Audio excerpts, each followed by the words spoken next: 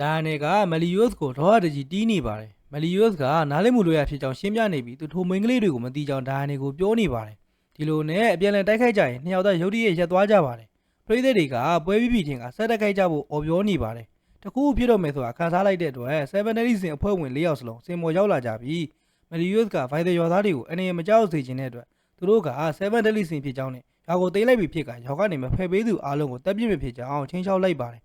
အဲ့ဒီချိန်မှာပဲဂီလာရဲ့မီလုံးတွေရွာပေါ်ကျလာပြီးမလီယိုစ်ကသူ့ရဲ့ဖူးကောင်တာနဲ့ကာကွယ်ပေးလိုက်ပါတယ်ဟောက်သားကလည်းရွာသားတွေကိုဘေးကင်းရပို့ပေးနေပါတယ်